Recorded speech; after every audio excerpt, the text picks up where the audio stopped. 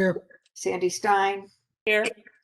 Joe Dye, Here. thank you. Attorney Jerry Weiner, Here. and Jerry Shaw is taking minutes, and Pooh is televising us. I see her name on the screen. So thank you so much. Sorry, forgot. All right, thanks. Go ahead, Jerry.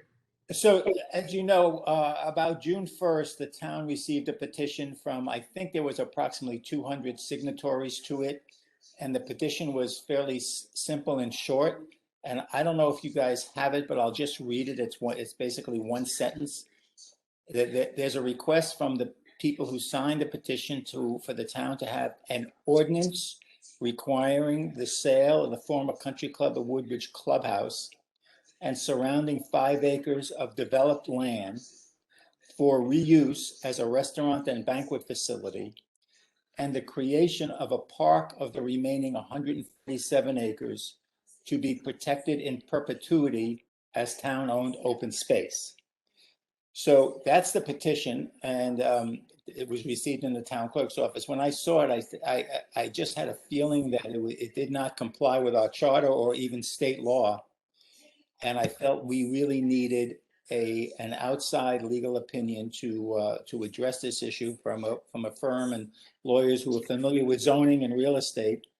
And this is Carmody and Torrance's opinion. Marianne Dubuque, who handled the zoning application of the Orchard Road property and was guiding the Planning and Zoning Commission over the last, 7-8 months.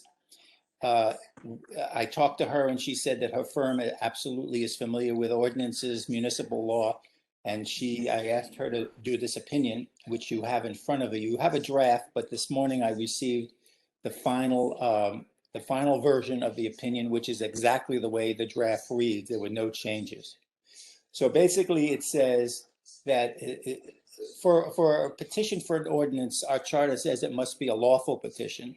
And really, it doesn't mean that it's unlawful. It means it needs to comply with all the regulations of the towns as well as the state statute.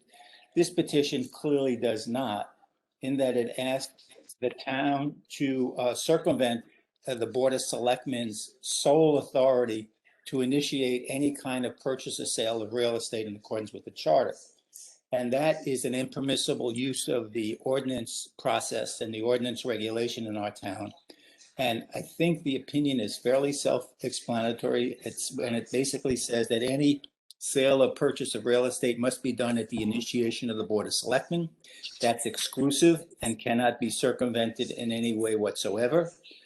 And the petition does really ask for a circumvention of that requirement. In addition, the ordinance that's requested affects one specific parcel of land in the town, and it has no general applicability to the remainder of the town. And you see the opinion has several paragraphs about that, and an ordinance must be general in nature, be susceptible to some kind of enforcement if there's a violation. And this does not comply with those provisions of state law as well as the charter. So for those reasons, the petition is not lawful and one that should not go forward with a public hearing on ordinances. In addition, and as an aside, and she did not address this, the proposed petition doesn't say that they have a purchaser for the land, doesn't say what the price is going to be for the land. It's pretty vague. It's not vague. It just doesn't contain some essential terms that the town would need to have before it goes to a referendum, certainly. So for those reasons, I wanted the Board of Selectmen to be aware of it before it's released to the public. I will have Jerry Shaw send it off to the main people who were behind the petition, and so they can read it. We're happy to answer any questions they might have. Beth and I were supposed to have a WebEx with one of the initiators of the petition today, and he had to cancel. So perhaps they'll want to speak to us again, and we'll go over it. So that's it. And I'm just happy. Any questions you guys have, I'll be happy to answer if I can.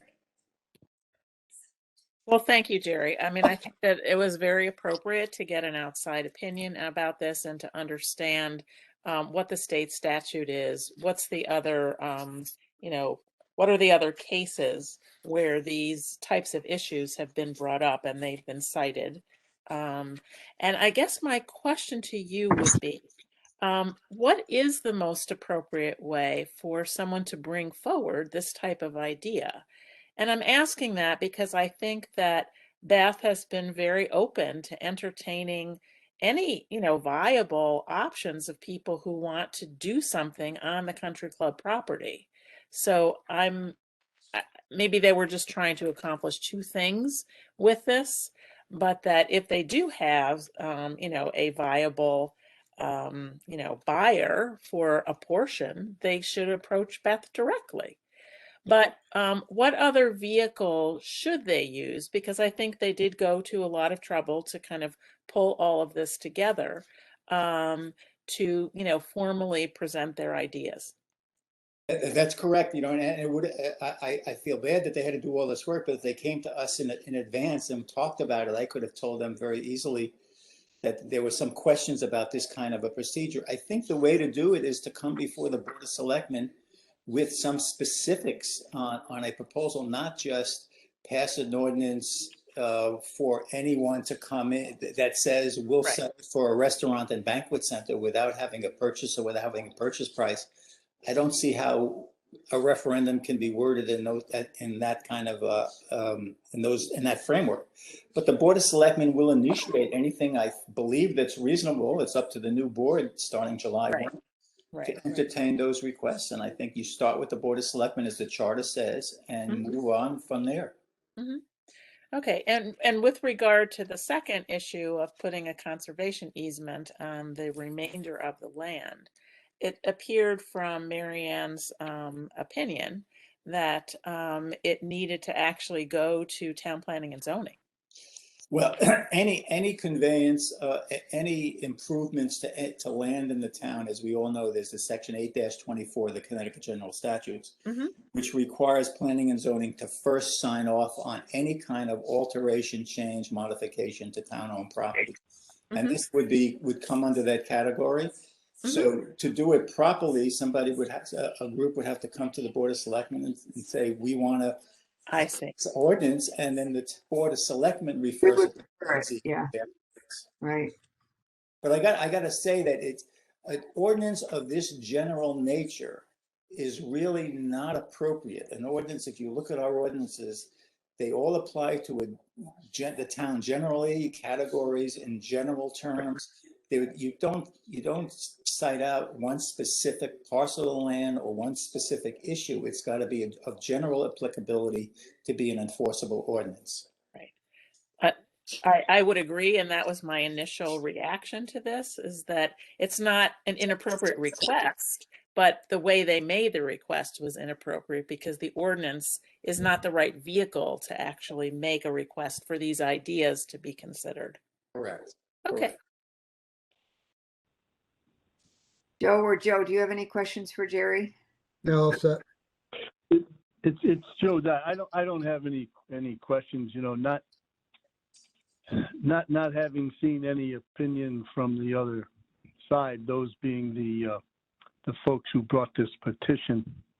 So I can't really comment on why they thought that was the proper method. I think even without reading the opinion of our council, which I think is well reasoned, it seemed to me just at first blush, reading the petition and saying, hey, these folks wanted a specific ordinance to force the Board of Selectmen to sell real estate.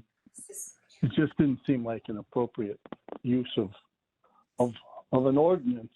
And I think that the research has borne that out and shown that to be true. Now, again, as Jerry knows, in the law, you can read one memorandum and opinion and think it's right, and then when you read the other one, that one seems right too. So I haven't seen the reasoning from the other side as to why they thought they could proceed by ordinance to get a referendum for what they think needs or should be done with the CCW property. But it just didn't seem appropriate to me, and I think I would agree with the opinion of our council that it is not appropriate. So having said that, I do also concur with Sandy that, you know, if these folks feel that strongly about it, and apparently they do, what is the best way for them to bring it forward and perhaps get to a referendum and we let the townsfolk decide. But I guess, Jerry, they could come to the Board of Selectmen and with this idea and present it and present some specifics and you know, convince the board that maybe they could send out an RFP. We've done that in the past. That's correct. Send out Right, Joe, either an RFP or come up and say, we have a buyer that wants to open up a restaurant and at the Country Club property, they're willing to pay $10 for it or whatever the price is. And then the Board of Selectmen takes a vote and goes forward or not.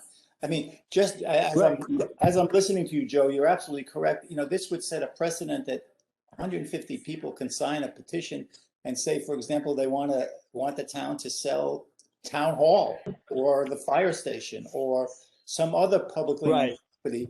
And that's really why the charter says the Board of Selectmen makes those decisions, you know, sort of impassionately elected leaders who will review it as opposed to having some emotions and other reasons for this kind of action. It's clearly something the Board of Selectmen should be doing and not by petition.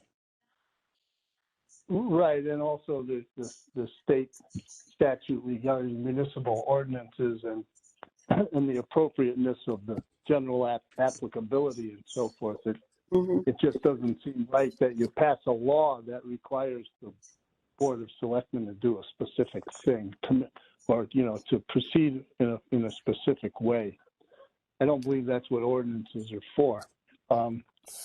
But getting back to, clearly if they had a buyer, that should seemingly be a no-brainer to bring it forward because people have done that in the past. But absolutely, as far as the RFP, just say.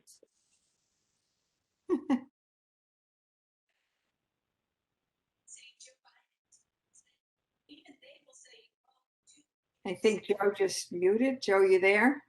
No, he's not muted. Can you hear me now? Yeah, we heard you. You Hello? have a friend with you, I think, right? Oh, yeah, she's quiet now.